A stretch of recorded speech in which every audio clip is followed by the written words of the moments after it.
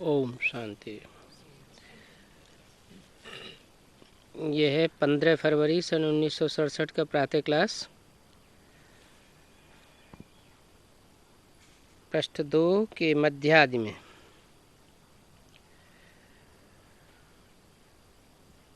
भक्ति मार्ग में मनुष्य कितने धक्के खाते हैं। 2500 साल से धक्के खाते ही चले आए, मिला तो कुछ भी नहीं। धक्के खाते किसके लिए हैं? धक्के खाते हैं भगवान से मिलने के लिए। भगवान तो मिलता नहीं, इतने धक्के खाते हैं, फिर भी बाप आकर तुमको विश्व का मालिक बनाए देते हैं। हम योग बल से विश्व के मालिक बने, अब ये पुरुषार्थ करना है। ये भारत का योग मशहूर है। योग से तुम्हारी आयु कितनी बड़ी हो जाती है, कितनी बड़ी होती है। कहाँ अभी 35 साल आयु, 40 साल आयु एवरेज, और कहाँ सतयुग में 150 वर्ष। सत्य के संग से देखो तुमको कितना फायदा होता है। झूठ का संग करते करते आयु ही बहुत थोड़ी रह जाती है, मनुष्यों की आयु घट जाती है। और सत्य परमात्मा बाप का संग करने से आयु बढ़ जाती है। क्यों? क्योंकि सत्य स्थायी होता है और झूठ सदा काल का नहीं होता, अल्पकाल का होता है, तो आयु भी कम हो जाती है। देखो तुम्हारी आयु भी बढ़ती है और काया भी निरोगी बन जाती है। काया माना ये शरीर। ये सभी बातें तुम बच्चों की बुद्धि में बिठाई जाती हैं, और दुनिया में कोई को भी सत्य का संग नहीं है। क्यों? क्योंकि दुनिया में सब झूठे ही झूठे हैं, सत्य कोई है ही नहीं। दुनिया ही झूठों की है। कहते हैं झूठी दुनिया, सारा संसार ही झूठा है। तुम प्रजापिता ब्रह्मा की संतान बने हो, इसलिए तुम ब्राह्मण हो। डाडे और पोते हो, तुमको इतनी खुशी होनी चाहिए कि हम डाडे के पोत्रे हैं। यहाँ वर्षा भी डाडे से मिलता है। कहते हैं ना बाप दादा। डाडा माने बाप का भी बाप। एक होता है बाप, एक होता है डाडे। एक होता है बाप और एक होता है दादा। दादा कहते हैं बड़े भाई को, और डाडे कहते हैं बाप के भी बाप को। तो जो वर्षा तुम्हें डाडे से मिलता है, ये बुद्धि में बैठा हुआ है ना कि हमें डाडे से वर्षा मिलता है। अगर ये प्राप्ति की बात बुद्धि में बैठ जाए तो तुम्हारी याद ठहर जाए। याद की यात्रा है, बुद्धि में यही स्मरण रहना चाहिए। यहाँ बिठाया जाता है कि सत्य के संग में बैठो। अगर सत्य के संग में बैठे बैठे बुद्धि इधर उधर चली जाती है, इसका मतलब है कि माया बायलोरा डालती है। माया बायलोरा डालती है तो तुम्हारी बुद्धि सत्य से हट करके असत्य में चली जाती है। इसका मतलब ये भी नहीं है कि एक जगह बैठने से ही से सत्य का संग होगा। नहीं, चलते फिरते उठते बैठते काम करते कहीं भी सत्य को याद कर सकते हो। एक बार सत्य बाप को पहचान लिया, क्या पहचान लिया? ये हमारा सत्य बाप है। सारी दुनिया झूठी हो सकती है, लेकिन ये बाप हमारा झूठ नहीं हो सकता। ऐसा सत्य बाप जिसकी कथा गाई हुई है। कौन सी? सत्यनारायण की कथा गाई हुई है। एक सत्यनारायण की कथा है, क्या सत्य लक्ष्मी की भी कथा नहीं है? इसका मतलब जो भी मनुष्य मात्र आत्माएं हैं वो सब कलयुग के अंत में आकर के संग के रंग में झूठी बन जाती हैं। जिसमें आता है वो सुप्रीम सोल बाप, तो कोई तो खासियत होगी कि उसमें ही आता है और कोई में नहीं आता। सारे भारतवासी कन्वर्ट हो जाते हैं, सब नीचे गिर जाते हैं, और एक नीचे गिरता तो है, पतित बनता तो है, लेकिन झूठ नहीं बनता।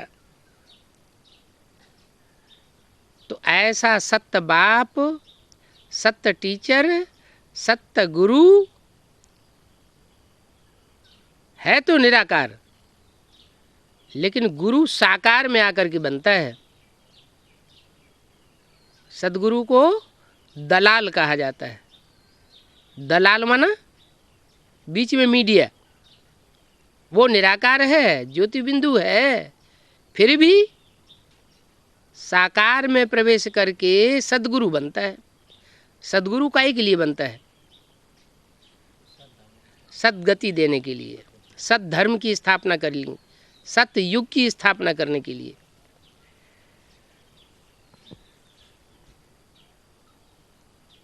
तो अगर ऐसे बाप को याद नहीं करते हैं तो जरूर देह अभिमान में।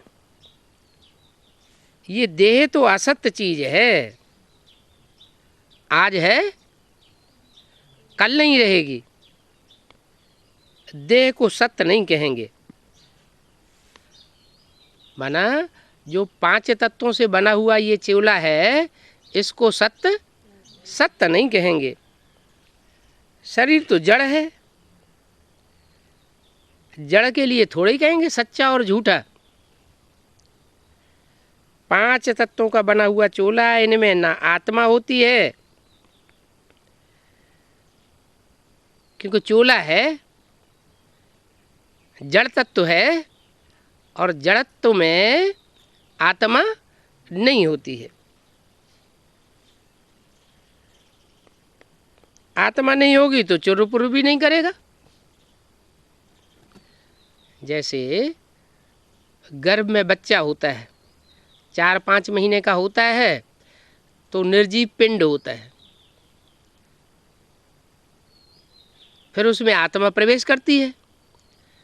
जब आत्मा प्रवेश करती है तो माता को पता चलता है कि कुछ हरकत हुई, तो चुरुपुरु हुई, तो चैतन्यता आई ना। शरीर तो पहले भी था, पहले हरकत नहीं थी, फिर आत्मा प्रवेश करती है तो हरकत होती है। मनुष्य के शरीर की वैल्यू इतनी नहीं है, क्या, जितनी जानवरों के शरीर की वैल्यू है। जानवरों के शरीर का चमड़ा भी बेचा जाता है,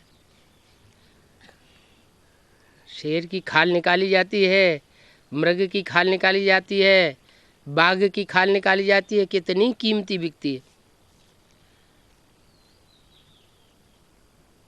शेर के नाखून निकाले जाते हैं, कितने कीमती बिकते हैं। हाथी की हड्डी निकाली जाती है, कितनी कीमती बिकती है। और मनुष्य के शरीर का कोई चीज काम नहीं आती। सबके शरीर की वैल्यू है। तो देखो फिर भी सौभाग्य आत्मा को मिलता है जो शरीर में प्रवेश करती है। कहते हैं मैं मच्छी खाने वाला हूँ, मैं फलाना हूँ, ये सब आत्मा ही कहती है। बाप कहते हैं आत्मा कैसी हो गई? ऐसी आत्मा हो गई जो कच्छ मच्छ सब खा जाती है। जब देवताएं थे तो तुम्हारा खान पान ऐसा नहीं था। उस समय फिर भी सत्संग था, देवताएं सच्चे थे, और अभी झूठखंड में सब झूठे बन गए। आजकल तो सभी कहते हैं गवर्नमेंट भस्मासुर है, अपने को ही भस्म कर रही है। जब गवर्नमेंट ही भस्मासुर है तो यथा राजा तथा प्रजा, सारे ही भस्मासुर बन गए। वो कोई भस्मासुर का अर्थ थोड़े ही समझते हैं। यहाँ तो इस दुनिया में हर एक भस्मासुर है। कैसा असुर? भस्म हो जाने वाला असुर। सब अपने को भस्म कर रहे हैं, अपने को भस्म कर रहे हैं। विकारी बनते हैं तो शरीर की शक्तियाँ क्षीण होती हैं। तो शरीर की जब शक्तियाँ क्षीण हुई, मन बुद्धि की शक्ति क्षीण हुई, तो जैसे अपन को भस्म करते हैं। अभी तुम ज्ञान चिच्चा पर बैठे हो तो तुम निर्विकारी देवता बनते हो। निर्विकारी देवता बनते हो तो तुमको नहीं कहेंगे कि तुम अपन को भस्म करते हो। और वो तो सारी दुनिया, गुरु भी अपने को भस्म कर रहे हैं, चेले भी अपने को भस्म कर रहे हैं, क्योंकि अपनी आत्मा चैतन्य को जानते ही नहीं। सबकी आत्मा भस्म होकर के काली तमो प्रधान बन गई। बाप आते हैं बच्चों को काले से गोरा बनाने के लिए। काली होती है तो तामसी होती है, तामसी होती है तो दूसरों को दुख देती है। आत्मा गोरी होती है तो दूसरों को सुख देती है। तो अभी क्या है? अभी इस दुनिया में सब एक दूसरे को दुख देते हैं, तन से, मन से, धन से, सब एक दूसरे को काट रहे हैं। इसको कहा ही जाता है भस्मासुरों का राज्य। ये अर्थ कोई समझते नहीं है। सन्यासियों को भी तुम कह सकते हो भस्मासुर। इन सन्यासियों की करतूतें तो गृहस्थियों से भी बुरी हैं। गृहस्थी कम से कम मेहनत का खाना तो खाते हैं, ये सन्यासी तो मेहनत भी नहीं करते। इसलिए बाप कहते हैं मेहतर उनसे बेहतर है जो खाते मेहनत का खाना। मेहतर गंध उठाते हैं, वो उन सन्यासियों से भी अच्छे हैं। ये सन्यासी तो अपने पेट के लिए भी अपनी कमाई नहीं करते, दूसरों के ऊपर बोझ बने हुए हैं। बाप के लिए कह देते हैं कण कण में है, पत्थर टिक्कर भीतर में है। अरे बाप कण कण में व्यापक होता है क्या? कण, मिट्टी का जो कण कण होता है ना पाँव के नीचे, जिसमें चैतन्यता का नाम निशान नहीं होता। मिट्टी का कण कितना छोटा, लोग पाँव की ठोकर मारते हैं तो कण उड़ जाते हैं। ऐसे कण में मेरे को व्यापक समझ लिया तो क्या स्थूल कण की बात है या कोई चैतन्य कण की बात है? माना इस दुनिया में ऐसे मनुष्य मात्र भी हैं जिनकी कोई वैल्यू नहीं। जैसे 500-700 करोड़ मनुष्य हैं, तो 500 करोड़ मनुष्य आत्माएं तो ऐसी हैं जो फिर भी मनन चिंतन मंथन करने वाली है। लेकिन उसके बाद जो आत्माएं आती हैं वो मनन चिंतन मंथन भी नहीं करती, माने उनमें चैतन्यता नाम मात्र को नहीं है, मन बुद्धि चलायमान होती ही नहीं। ऐसी आत्माओं में भी परमात्मा को व्यापक समझ लेते हैं, जो कण कण जैसी हैं। बाप के लिए पत्थर और ठिक्कर में भी समझ लेते हैं। पत्थर माने जो पत्थर बुद्धि है, जिनकी बुद्धि में कुछ ज्ञान नहीं बैठता है। जैसे अहिल्या का मिसाल है। क्या अहिल्या का मिसाल है? अहिल्या पत्थर बुद्धि बन गई। कैसे बनी?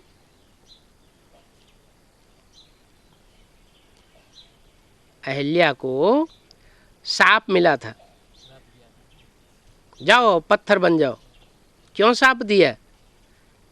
क्योंकि बाप की सभा में जानबूझ करके विकारियों को ले आई। बाप कहते हैं यहाँ बाप की सभा में कोई विकारी को उठा के नहीं लाना। फिर भी विकारी को उठा करके अगर ले आई तो उसके ऊपर पत्थर बुद्धि का शाप लग जाता है, बुद्धि पत्थराए जाती है। कितना श्रेष्ठ बाप आकर के ज्ञान देते हैं। जो भोले वाले बच्चे हैं, भोली भाली माताएं हैं, वो भी ये ज्ञान समझ जाती है। और पत्थर बुद्धि अहिल्या की बुद्धि में वो ज्ञान समाता नहीं है। किसकी पत्नी थी? गौतम ऋषि की पत्नी थी। गौतम, गौ माने इंद्रियां, तम माना श्रेष्ठतम, माने इंद्रियों का जिस ऋषि ने श्रेष्ठतम सुख भोगा, ऐसा गौतम ऋषि। सप्तऋषि गाए जाते हैं ना, सप्तऋषि वो ऋषि कहे जाते हैं। ऋषि माने पवित्र रहने का पुरुषार्थ करने वाली आत्माएं, तपस्वी आत्माएं। तो उन ऋषियों में एक ऋषि ऐसा गाया हुआ है जो इंद्रियों से भी श्रेष्ठ से श्रेष्ठ सुख भोगता है, अतीन्द्रिय सुख भी भोगता है। वो तो सत्य त्रेता की बात हो गई। लेकिन वही आत्मा जब द्वापर में आती है तो इंद्रियों का सुख भोगना शुरू करती है, क्योंकि ऊपर से आने वाली आत्मा उसमें प्रवेश करती है इब्राहिम की। वो इब्राहिम की आत्मा अतीन्द्रिय सुख क्या होता है वो इस बात को नहीं जानती। तो वो ऋषि तो बहुत श्रेष्ठ थे। जितने भी धर्म पिताएं हैं उन सब धर्म पिताओं में दूसरे दूसरे धर्म के धर्म पिता हैं, उनमें सबसे श्रेष्ठ थे श्रेष्ठ, ज़्यादा लंबी आत्मा की आयु वाले गौतम ऋषि हुए, जिनमें इब्राहिम की सोल ने प्रवेश किया। तो उन्होंने ये शाप दिया हुआ था अपनी पत्नी को कि मेरा जो पवित्र आश्रम है उस पवित्र आश्रम में किसी अपवित्र को मत ले आना, और वो आज्ञा का उल्लंघन कर दिया। तो कहते हैं उसकी बुद्धि में से सारी बौद्धिकता निकल गई। है कौन सी बात? संगम युग में ही जब ब्रह्मा बाप में परमात्मा शिव आते हैं तो जो इब्राहिम की आधार मूर्त सोल होती है, उस आधार मूर्त सोल की जो 21 जन्म तक की चिर संगनी बनती है, वो ये आत्मा गौतम ऋषि की पत्नी है। माना सेकंड नारायण और उसकी सेकंड नारायणी। उस नारायणी में बुद्धि नाम निशान को नहीं रही। जैसे तोता रट लेता है, ऐसे मुरली के महावाक्यों को रट तो लेती है, लेकिन उन महावाक्यों का तंत्र क्या है, अर्थ क्या है, वो उसकी बुद्धि में नहीं बैठता। ऐसी बहुत सी ब्रह्मा कुमारियाँ हैं। वो मुरली उनको दे दो तो सुबह आद से लेकर के अंत तक सारी मुरली ज्यों की त्यों रिपीट कर देंगी, लेकिन एक एक वाक्य की गहराई पूछो तो उनकी बुद्धि में कुछ भी बैठता नहीं है। अभी भगवान बाप आकर जब पढ़ाते हैं तो जो पढ़ाई पढ़ाते हैं उसमें तो बहुत सार होता है। वो सार की बातें उन पत्थर बुद्धियों की बुद्धि में बैठती नहीं।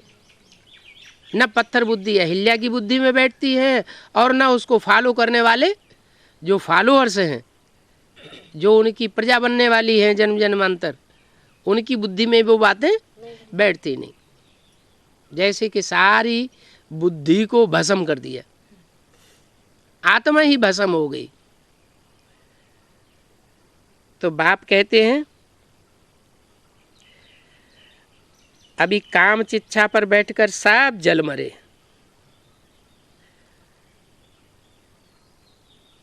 ऐसे तो विकार से ही सब पैदा होते हैं, लेकिन तुम बच्चे विकार से पैदा नहीं हुए हो। तुम ब्राह्मण हो ना, तो तुम्हारी पैदाइश कैसे है? ब्रह्मा मुख वंशावली हो। ब्रह्मा के मुख से परमात्मा बाप ने तुमको जो सुनाया, उस सुने हुए को तुमने धारण किया जीवन में और दूसरों को धारण कराया, तो तुम ब्राह्मण बने। ब्राह्मणों का काम होता है ज्ञान सुनना और दूसरों को ज्ञान सुनाना।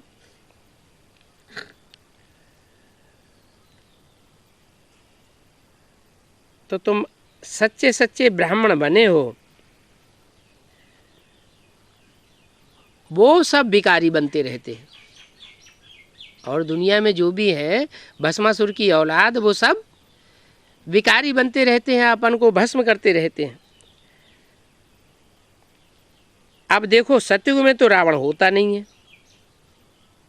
होता कहाँ है? इस झूठ खंड में रावण होता है। द्वापर युग से रावण का आना होता है। द्वापर युग से क्यों होता है, सतयुग में क्यों नहीं? वहाँ सत्य का युग है और द्वापर में द्वैत का युग है। दो दो बातें कर, झूठा आदमी एक बात करेगा, दो बातें करेगा, दो बातें करता है। तो द्वापर युग से द्वैतवादी रावण का युग शुरू हो जाता है। द्वापर में तो फिर भी सात्विकता होती है, शास्त्रों में भी सच्चाई होती है, लेकिन द्वापर भी जब नीचे गिरता है तो कलयुग में आते आते एकदम तामसी बुद्धि बन जाती है। सब शास्त्र भी झूठे हो जाते, मनुष्य ही झूठे हो जाते हैं। अति की विकारी बुद्धि बनने से शास्त्रों का इंटरप्रिटेशन, शास्त्रों की व्याख्या झूठी कर देते हैं, तो सच्चाई का नाम निशान नहीं रहता। अभी देखो कितने पतित बन गए। आगे ये अक्षर नहीं निकलते थे, अभी तो माया देखो सामने खड़ी है। जब तमो प्रधान बन गए हैं तो ऐसे ऐसे अक्षर निकलते रहते हैं, समझते नहीं हैं। ये भस्मासुरों की दुनिया है, तो उसमें तो सब आ गए। तो बाप बच्चों को समझाते हैं, तुम अपने देह भान को छोड़ करके अपन को आत्मा समझो। बच्चे स्कूल में पढ़ते हैं, फिर पढ़ाई तो घर में रहते भी बुद्धि में रहती है ना। स्कूल में पढ़ करके आते हैं, फिर घर में भी वही पढ़ाई पढ़ते हैं। ये भी तुम्हारी बुद्धि में रहना चाहिए। ये तुम्हारी स्टूडेंट लाइफ है। 15/2/67 की वाणी का 3रा पेज। एम ऑब्जेक्ट तुम्हारे सामने खड़ी हुई है। क्या हमारी एम ऑब्जेक्ट क्या है? लक्ष्मी नारायण का चित्र सामने रहता था, तो बाबा कहते देखो लक्ष्मी नारायण का चित्र ये तुम्हारे सामने खड़ा हुआ है, ये तुम्हारी एम ऑब्जेक्ट है, तुम्हारे जीवन का लक्ष्य है। क्या बनना है? नर है तो नारायण बनना है, और नारी है तो लक्ष्मी बनना है। ये एम ऑब्जेक्ट सामने है। उठते बैठते चलते फिरते बुद्धि में ये नॉलेज रखनी है ये ईश्वरीय नॉलेज है जो नर से नारायण और नारी से लक्ष्मी बनाती है। यहाँ बच्चे आते हैं, रिफ्रेश होते हैं, युक्तियाँ समझाई जाती हैं कि ऐसे ऐसे दूसरों को समझाओ। ढेर के ढेर सत्संग होते हैं। कितने दुनिया में सत्संग हैं, नाम सत्संग है, परंतु एक दूसरे को धक्के ही मारते रहते हैं। सत्संग है ही नहीं। कितने मनुष्य जाकर के वहां इकट्ठे होते हैं, और यहां देखो इतना ऊंचे से ऊंचे बाप और 10, 15, 20 आत्माएं ज्यादा से ज्यादा इकट्ठी होती हैं और उनको बैठ बड़े प्यार से पढ़ाते हैं। अब उन सबको तो सत्संग है नहीं, क्योंकि सत्य कोई है ही नहीं सिवाय एक बाप के। सारी दुनिया झूठी है। सत्य का संग अभी तुम बच्चों को मिलता है। बाबा सत्युग स्थापन करते हैं सत्य के जोर से, और वो गुरु लोग झूठ खंड स्थापन करते हैं। 2500 साल की हिस्ट्री है। जो भी गुरु लोग शास्त्रों की बातें सुनाते चले आए, उससे दुनिया झूठी होती जा रही है कि सच्ची बन रही है? झूठी होती जा रही। तो वो झूठ के जोर से झूठ खंड स्थापन करते हैं, और तुम सत्य के जोर से सच खंड सतयुग की स्थापना करते हो। तुम ऐसी स्थापना करते हो तो सच्ची दुनिया के मालिक बन जाते हो। देह अभिमान अथवा झूठे अभिमान से तुम गिर जाते हो। झूठा अभिमान क्या है और सच्चा अभिमान क्या है? सच्चा अभिमान है मैं ज्योति बिंदु आत्मा हूँ।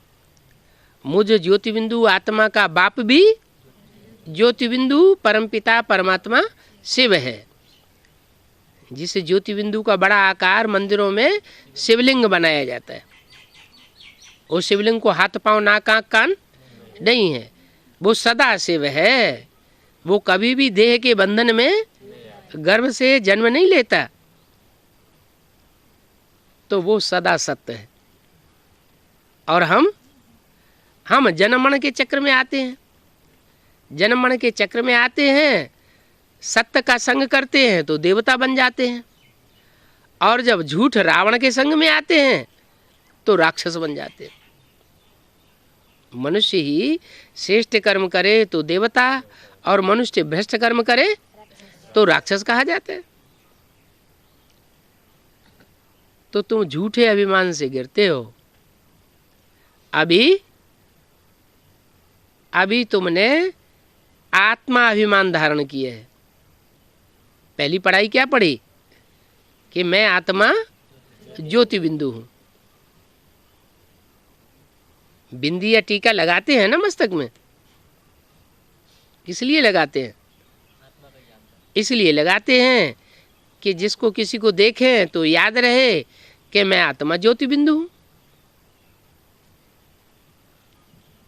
तो स्मृति बनी रहे, देह के ऊपर दृष्टि न जाए। टीका लगाते हैं, किस लिए लगाते हैं? आत्मिक स्मृति में टिकने की यादगार है। टीका लगाएं या ना लगाएं, क्या करें? आत्मिक स्मृति में टिकें कि मैं स्टार आत्मा हूं, भ्रुकुटी के मध्य में निवास करती हूं। तो ये तुम्हारा हुआ सच्चा अभिमान। और देह समझना, कोई पूछता है तुम कौन हो, तो कहते हैं मैं डॉक्टर हूं, मैं आदमी हूं, मैं स्त्री हूं। तो देह का भान आया ना, ये है झूठा अभिमान। असली अभिमान क्या है? मैं आत्मा हूं। कोई कहता है मैं स्त्री हूं, मैं पुरुष हूं, तो क्या हर जन्म में पुरुष ही होता है क्या? हर जन्म में स्त्री होता है क्या? नहीं, कभी स्त्री का चोला, कभी पुरुष का चोला। तो ये झूठी बात हो गई। असली बात है मैं आत्मा ज्योति बिंदु हूं। तो ज्योति बिंदु आत्मा सच्चे अभिमान में रहने से तुम ऊंचे उठते जाते हो और सत्य के संग से तुम चढ़ ही जाते हो। एक तो मैं आत्मा हूँ और दूसरी बात मैं आत्मा, ये याद रखने के साथ साथ मैं आत्मा ज्योति बिंदु उस सुप्रीम सोल बाप की संतान हूँ जिससे मुझे मुक्ति, जीवन मुक्ति का वर्षा मिलता है। आधा कल्प तुम प्रारब्ध भोगते हो। ऐसे नहीं कि वहां भी तुमको सत्य का संग होता है। जो आधा कल्प सत्य को त्रेता 2 युगों में तुम रामकृष्ण के राज्य में सुखी रहते हो, वो प्रारब्ध कहाँ भोगते हो? सत्य को त्रेता दोनों युगों में भोगते हो, लेकिन वो प्रारब्ध प्राप्त कहाँ से करते हो? अभी संगम युग में प्राप्त करते हो। दूसरा कोई जन्म नहीं है, ये एक ही लास्ट जन्म है जिसमें तुम ये श्रेष्ठ प्रारब्ध 21 जन्मों की प्राप्त करते हो। तो सत्य का संग और झूठ का संग, ये गायन तो है ना, ये तब कहते हैं जब दोनों ही हाजिर हो। सत्युग में झूठ संग होता ही नहीं और द्वापर कलयुग में सत्य संग होता ही नहीं। कब होता है? सत्य संग और झूठ संग, ये दोनों ही संग कब होते हैं? संगम युग में होते हैं। तो तुम्हें पहचान हो जाती है अच्छी तरह से, क्या ये है झूठ संग और ये है सत्य संग। तुम्हारी बुद्धि टैली करती है। क्या टैली करती है? कि सत्य संग किसे कहा जाए और झूठ संग। संग तारे कुसंग बोरे कहा जाता है ना। तो सत्य का संग तारे माने पार ले जाता है। ये संसार विषय सागर है। इस विषय सागर के तुम पार चले जाते हो जब तुम सत्य बाप का संग करते हो और देहधारी मनुष्यों का संग करते हैं, उनकी बातें सुनते हैं, तो और ही इस दुनिया के विषय सागर में गोते खाते जाते हैं। तो अभी दोनों ही संग हैं। मनुष्यों के चलाए हुए संग भी है, उनमें तो देह अभिमानी होकर के बैठते हैं। गुरुजी भी बड़े देह अभिमानी में बैठते हैं और उनके चेले भी देह अभिमानी में बैठते हैं। और इधर तुम्हारा सत्संग भी है। ये सत्य बाप का संग है। किससे पढ़ाई पढ़ते हो? एक सत्य बाप से पढ़ाई पढ़ते हो। कोई मनुष्य गुरु से तुम पढ़ाई नहीं पढ़ते हो। तो देखो अभी दोनों हाजिर हैं। सत्य बाप आते हैं, वो ही आकर के सभी बातें समझाते हैं। जब तक सत्य ना आवे तब तक कोई असलियत को जान भी नहीं सकता। अभी बाप तुम आत्माओं को कहते हैं, हे आत्माओं मेरे साथ संग रखो। क्या संग? मेरे साथ रखो। कोई देह के साथ संग नहीं रखो। देह का जो संग मिला है अभी तक 63 जन्मों से मिला तो है ना, वो अभी संगम युग की रील में घूमता है। रिहर्सल में जो 63 जन्मों में तुमने संग किए हैं देहधारियों के, वो अभी रील में घूमते हैं, स्मृति में आते हैं।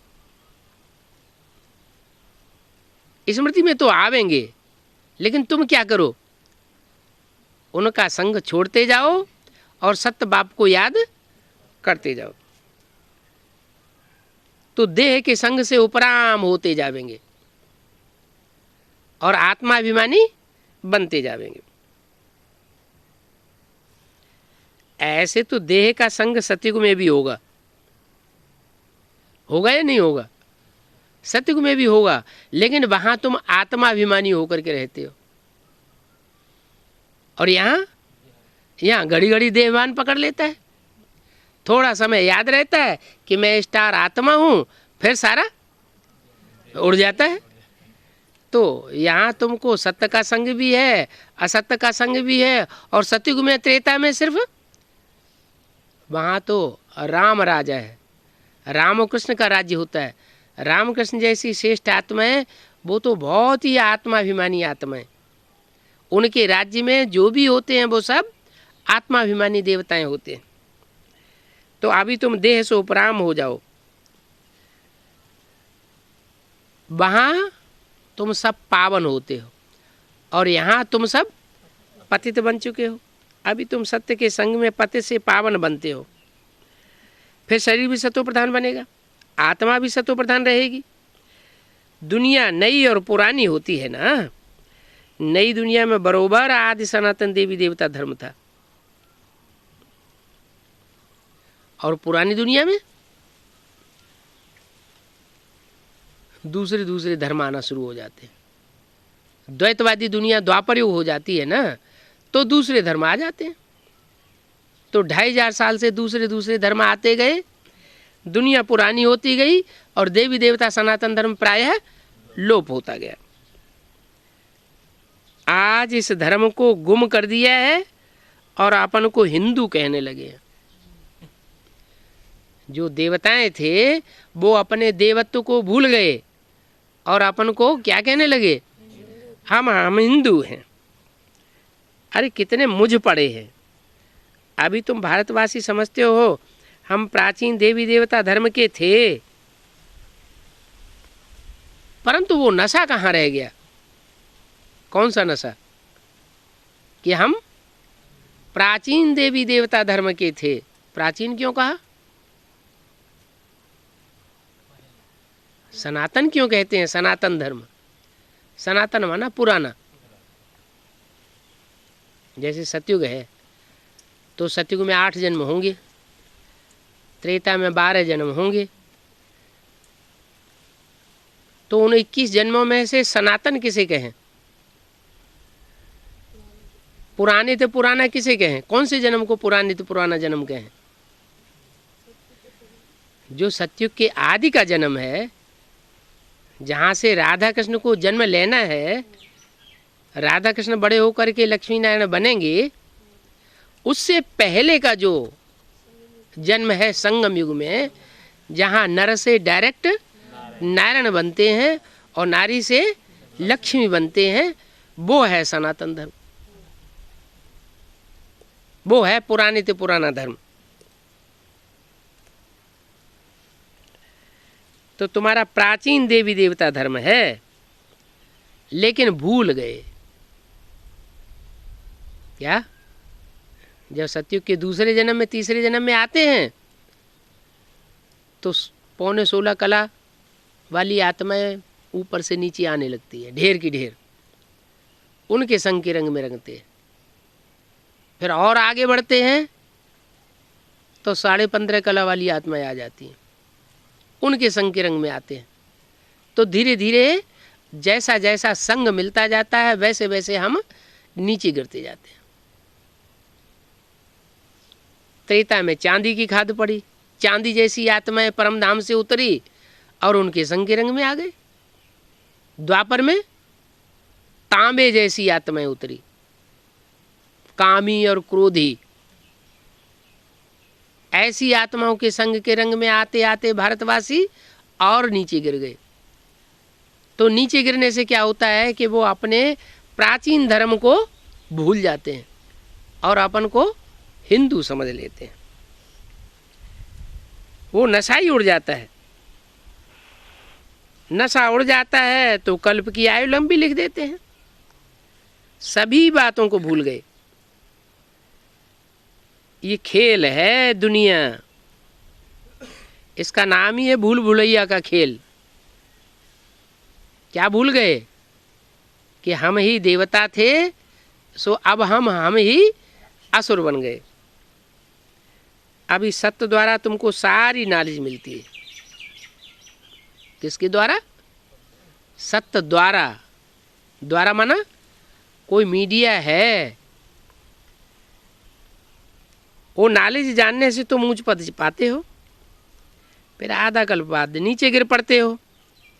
क्यों नीचे गिरे?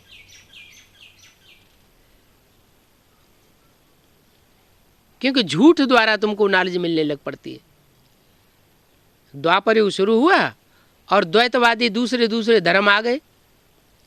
आज से 2500 साल पहले इब्राहिम आए, उन्होंने इस्लाम धर्म चालू कर दिया। 2000 वर्ष पहले क्राइस्ट आए, उन्होंने क्रिश्चियन धर्म चालू किया। तो ऐसे ऐसे जो देहभानी देह अभिमान वाले धर्म पिताएं हैं वो इस सृष्टि पर आए और उन्होंने हमको गिराना शुरू कर दिया। तो अनेकों के राज्य में तुम फंस जाते हो। अनेक सिरों का राज्य बना रावण राज्य। रामलीला दिखाते हैं तो रावण को 10 सिर दिखाते हैं और राम को 1 सिर दिखाते हैं। माने राम की है एक मत और रावण की है अनेक मतें। जैसे हम कहीं जा रहे हैं और कोई से रास्ता पूछा, उसने कहा इधर जाना है। जहाँ तुम जा रहे हो वो रास्ता इधर है। दूसरे से पूछा, उसने कहा इधर नहीं इधर है, तो तुम इधर चल पड़े। फिर और आगे बढ़े तो तीसरा मिला, उसने कहा इधर नहीं इधर है, तो उसने और ही उल्टा मोड़ दिया। तो ऐसे ही ये दुनिया में जब से द्वापर युग द्वैतवादी युग शुरू होता है, ये रावण संप्रदाय के धर्म इस सृष्टि पर उतरते हैं और हम देवताओं की बुद्धि को बरगलाते जाते हैं। इसलिए मुसलमान कहते हैं कि हिंदुस्तानी हिंदू जो होते हैं वो काफर होते हैं। काफर माना कहाँ कहाँ फिरते रहते हैं, इनका कोई एक पक्का धर्म नहीं होता। बेचारे भोले भाले भोलेनाथ के बच्चे दूसरों की बातों में आ जाते हैं। अभी बाप कहते हैं मैं सत्य बाप तुम्हारा आया हुआ हूं, भोले बच्चों को उठाता हूं। कैसा नाथ है? भोलानाथ। भोले बच्चों का नाथ है, जो बुद्धि के बड़े तीखे हैं, चाणे हैं। ऐसों का नाथ नहीं बनता हूं। माने जो बुद्धिमानों की बुद्धि बाप है वो बुद्धि ज्यादा चलाने वालों को पसंद नहीं करता। कैसे बच्चों को पसंद करता है? जो भोले हैं, दिल वाले बच्चे हैं, जिनका दिल बहुत है। क्या भगवान आएगा तो हे भगवान ये तन मन धन सब तेरा, मेरा कुछ भी नहीं। ऐसे प्रैक्टिकल में अपना जीवन बना के दिखाते हैं। तो देखो अभी रावण राज्य इस दुनिया में कितना सत्यानाश कर रहा है। दुनिया पुरानी होगी तो तुम समझते हो कि अब ये पुरानी दुनिया है, हम पुरानी दुनिया में हैं। कोई कोई को तो ये भी याद नहीं पड़ता है क्या कि हम पुरानी दुनिया में है तो दुष्ट संग से बचना चाहिए। पुरानी दुनिया में सब पतित और नई दुनिया जो सतयुग होगी उसमें सब पावन होंगे। तो जब हमें मालूम है पुरानी दुनिया, तो पग पग पर पुरानी दुनिया में असत्य का सामना करना पड़ता है। तो उन असत्य से जो झूठे हैं उनके संग के रंग से बचना पड़ता है। बाबा हमको स्वर्गवासी बनाते हैं, तो जो स्वर्गवासी बनाने वाला है वो भूल जाता है और नरकवासी बनाने वाले याद आ जाते हैं। तुम जानते हो आधा कल्प हम स्वर्गवासी रहे, फिर नरकवासी बने। अभी तुम मास्टर ऑलमाइटी अथॉरिटी बन रहे हो, नंबरवार पुरुषार्थ अनुसार। क्या एक जैसे ऑलमाइटी अथॉरिटी नहीं, नंबरवार बन रहे हो। जितना जितना सत्य को धारण करते हो, सत्य माना सच्चाई, सत्य की जानकारी, जानकारी को ही ज्ञान कहा जाता है। जितना ज्ञान को धारण करते हो उतना तुम ऑलमाइटी अथॉरिटी बनते जाते हो। ये ज्ञानामृत का डोज है। शिव बाबा को भी देखो आर्गन्स मिले हैं। कैसे हैं? शिव बाबा को कैसे आर्गन्स मिले हैं? आर्गन्स माने कर्मेंद्रियां हैं? हाँ, कर्मेंद्रियां आर्गन्स से कैसे मिले हैं शिव बाबा को? पुराने आर्गन से मिले हैं। कितने पुराने? 5000 साल पुराना बुढ़े में आता हूं। आत्मा कितनी पुरानी है? वो 5000 साल पुरानी। इससे ज्यादा पुरानी आत्मा कोई होती नहीं है। 5000 साल पुरानी आत्मा। तो आत्मा रूपी बीज ही जब इतना पुराना होगा तो शरीर कैसा होगा? है शरीर भी नहीं। बूढ़े की तो बात ठीक है, लेकिन बचपन से ही वानप्रस्थी। बाबा कहते हैं अभी तो भले बच्चे पैदा होते हैं तो भी कैसे पैदा होते हैं? वानप्रस्थी बच्चे पैदा हो रहे हैं। अभी बच्चों को भी नहीं कहेंगे नौजवान, क्या कहेंगे? वानप्रस्थ अवस्था वाले। माने अभी सबका बुढ़ापा है। लेकिन मैं जिस तन में प्रवेश करता हूं वो तो बहुत ही पुराना है। कोई इंद्रियां सालिम नहीं कहेंगे। कैसी है? दुनिया काम चलाऊ तो जिस तन में बाप प्रवेश करते हैं वो तनधारी भी काम चलाऊ है। क्या? कानों में भी ताकत नहीं है, आंखों में भी दम नहीं है, मुख में भी दम नहीं है, दांतों में भी दम नहीं है। ऐसे पुराने ते पुराने को मैं आकर के चलाता हूँ। मैं हूँ ही करनी घोर ब्राह्मण। जैसे दुनिया में करनी घोर ब्राह्मण होते हैं ना, महाब्राह्मण, तो क्या लेते हैं वो? कोई मर जाता है तो क्या लेते हैं? पुरानी चीजें लेते हैं। तो बाप भी करनी घोर ब्राह्मण बन करके आते हैं, कहते हैं मैं तुम्हारा पुरानापन लेता हूँ, नया कुछ भी नहीं लेता। नया तुम्हारे पास कुछ है भी नहीं। मैं आकर के तुम्हारा पुरानापन लेता हूँ। जिस तन में प्रवेश करता हूँ वो देखो उनके आर्गन्स ही कितने पुराने हैं। नया आर्गन्स तो मिलता नहीं है। किसको? शिव बापू को नया कुछ भी नहीं मिलता। ऐसे नहीं कोई नए आर्गन्स वाले में प्रवेश करेंगे। प्रवेश फिर भी पुराने आर्गन्स में करता हूँ। पुराना सड़ा हुआ बाजा मिला है, चाहे वो ब्रह्मा का बाजा हो और चाहे वो प्रजापिता ब्रह्मा का बाजा हो, लेकिन बाजा कैसा मिला है? पुराना सड़ा हुआ। घड़ी घड़ी आर्गन्स खराब होते रहते हैं। जो भी आर्गन्स हैं वो घड़ी घड़ी खराब होते रहते हैं। क्यों खराब होते रहते हैं? क्योंकि आत्मा ही बहुत पुरानी बन गई। आत्मा माने बीज। जब बीज पुराना है तो उसका वृक्ष भी पुराना होगा। अब देखो बाप को आना भी है वानप्रस्थ अवस्था में। क्या? जब 60 साल की उम्र होती है तब मैं प्रवेश करता हूँ। बच्चे भी खुश होते हैं, बाप भी खुश होते हैं। बाप कहते हैं हम जाते हैं बच्चों को नॉलेज दे करके रावण से छुड़ाने के लिए। पार्ट खुशी से बजाया जाता है ना। सबसे खुशी से पार्ट बजाते हैं बाप। क्या? संगम युग में सबसे ज्यादा खुशी किसको रहती है? बाप को। क्यों? हम पुराने आर्गन से मिलते हैं तो खुशी रहनी चाहिए, दुख होना चाहिए? पुरानी दुनिया मिलती है, पुराने तन में आते हैं, पुराने शरीर में आते हैं, पुरानी दुनिया में आते हैं, पुराने देश में आते हैं, तो सुखी होना चाहिए, दुखी होना चाहिए? फिर सुखी क्यों होते हैं? शिव बाबा तो है ही। वो बाबा बाप के लिए बोल रहे हैं। शिव बाप के लिए ही बोला जा रहा है कि कितना खुशी से पार्ट बजाते हैं।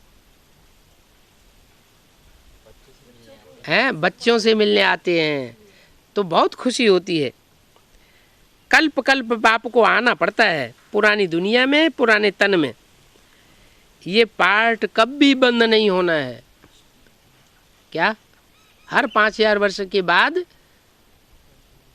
सुप्रीम सोल बाप इस सृष्टि में आते ही रहेंगे। बच्चों को भी खुशी रहनी चाहिए। जितना सत्य का संग करेंगे उतनी ही तुम्हारी खुशी बढ़ती जाएगी। क्या देह से संग करने की बात नहीं है, क्या सिर्फ देह से संग करने की बात नहीं है। काहे से संग करना है? स्मृति से। लेकिन स्मृति भी तब आती है, किसकी स्मृति आती है? कोई की याद कब आती है? हैं? नहीं तो प्रीति भी कब पैदा होती है? रसगुल्ले से हमको प्रीति है किसी को, तो कैसे प्रीति पैदा होती है? कभी रसगुल्ला खाया होगा तभी तो प्रीति पैदा होगी। तो ऐसे ही बाप का जो संग है वो संग जितना ही हम करेंगे उतना हमको प्रीति जरूर बढ़ती जाएगी। याद कम करते हैं इसलिए इतनी खुशी नहीं होती। अब याद भी उस चीज़ की करें जिसका कभी अनुभव किया हो। अनुभव नहीं किया तो याद किसे करेंगे? जैसे अब ये नए नए बच्चे ज्ञान में आ रहे हैं ब्रह्मा बाबा की शरीर छोड़ने के बाद, उन्होंने ब्रह्मा बाबा को देखा ही नहीं, तो ब्रह्मा की याद उनको आवेगी? नहीं याद आती। और जिन्होंने ब्रह्मा बाबा की गोद ली है उनको ब्रह्मा बाबा बहुत याद आता है। तो जो इंद्रियों से अनुभव किया जाता है उसकी याद आती जरूर। जैसे आँखों से जिसको देखा जाता है वो याद ज़रूर आता है। तो बाप भी कहते हैं कि मैं अभी प्रैक्टिकल में आया हुआ हूँ।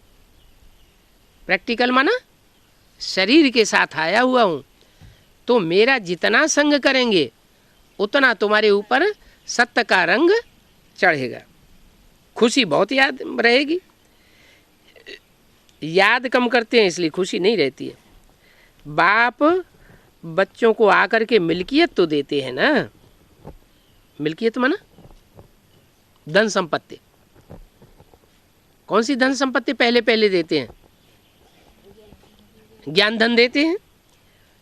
कहते हैं कि यही ज्ञान रतन आगे चल करके तुम्हारे स्थूल रतन बन जाएंगे।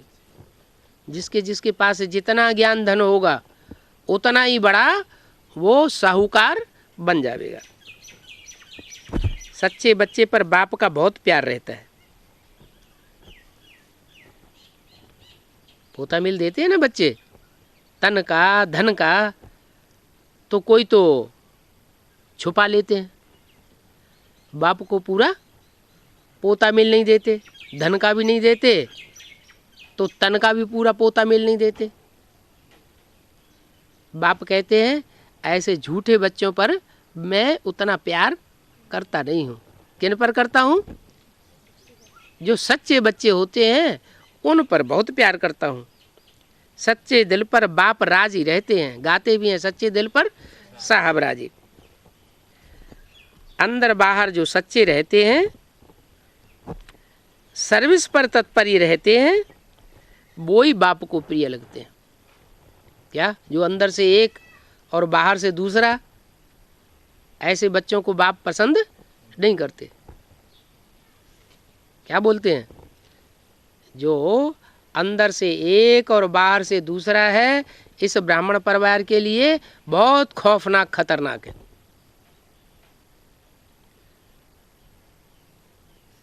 तो बाप भी ऐसे बच्चों को पसंद नहीं करते। क्यों? क्यों? ब्राह्मण परिवार का नुकसान कर देंगे। जब अपने परिवार का ही नुकसान करेंगे तो सारी दुनिया के भी नुकसानदायक बन जाते हैं।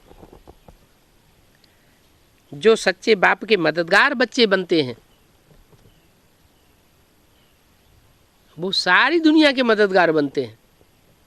और सच्चा बाप आया हुआ है, वो सच्चे बाप के ही जो मददगार नहीं बने वो सारी दुनिया के भी मददगार नहीं बनते। कहते हैं ये अपने बाप का ही नहीं बना, ये अपने बाप का ही नहीं सच्चा है। बाप के सामने ही सच्चा नहीं बना तो दूसरों के सामने क्या सच्चा बनेगा? तो अपने दिल से पूछना है, क्या क्या पूछना है कि हम सच्ची सच्ची सर्विस करते हैं, झूठी सर्विस क्या है और सच्ची सर्विस क्या है? सच्ची सर्विस है आत्माभिमानी होकर के सर्विस करना। ईश्वरीय सेवा तो करते हैं, लेकिन अगर देवान की पूर्ति कर ली, जो सेवा की उस सेवा से देवान की पूर्ति कर ली, तो वो झूठी सर्विस हो गई। सच्ची सर्विस वो है जो आत्माभिमानी होकर के की जाए, कोई स्वार्थ युक्त सेवा न की जाए। स्वार्थ रथ माना अपने शरीर की प्राप्ति के लिए कोई भी सेवा अगर की, ईश्वरीय सेवा, तो उसका फल कुछ भी प्राप्त नहीं होगा। हो सकता है और ही धर्मराज के डंडे खाने पड़े। स्वार्थ युक्त सेवा का कोई फल नहीं निकलता है। जैसे बहुत से होते हैं ब्राह्मण, कोई बड़ा आदमी मिल गया तो उसकी बड़े प्यार से सेवा करेंगे। कोई गरीब आदमी आ गया सेंटर में तो उसको ऐसे ही थोड़ा सा सुना सुनू के भगा दिया। इसे क्या साबित हुआ? ये देहाभिमान की सेवा हुई या आत्माभिमान की सेवा हुई? देहाभिमान की सेवा हो गई। तो अंदर से आस रहती है ना कि ये बड़ा आदमी आया है तो हमारे लिए बड़ा महल माड़ियाँ अटारियों वाला सेंटर जमाई देगा, हमारा बहुत बड़ा आश्रम बन जाएगा। तो ये स्वार्थ युक्त सेवा हो गई। ऐसी स्वार्थ युक्त सेवा से कोई भी 21 जन्म का प्राप्ति करने वाला फल नहीं निकल सकता। सच्चा बाबा कहते हैं कि मेरे साथ सच्चा संग रखो। अगर सच्चे बाबा से संग नहीं रखेंगे, सच्चाई से संग नहीं रखेंगे, तो पता नहीं जाने क्या हाल होगा, क्या गति हो जाएगी। अगर बहुतों को रास्ता बतावेंगे तो बहुत ऊंचे पद पावेंगे, और अपने ही स्वार्थ के लिए लगे रहे और दूसरों को रास्ता नहीं बताया या थोड़े लोगों को रास्ता बताया तो कम ऊंचे पद पावेंगे। बिल्कुल ही दूसरों को रास्ता नहीं बताया, अपनी ही जिंदगी में लगे रहे तो कुछ भी प्राप्ति नहीं होगी। देखना चाहिए सत्य बाप से हमने क्या वर्षा पाया। कोई कितना पद पाते हैं, कोई कितना पाते हैं, रात दिन का फर्क हो जाता है। अच्छा, ओम शांति।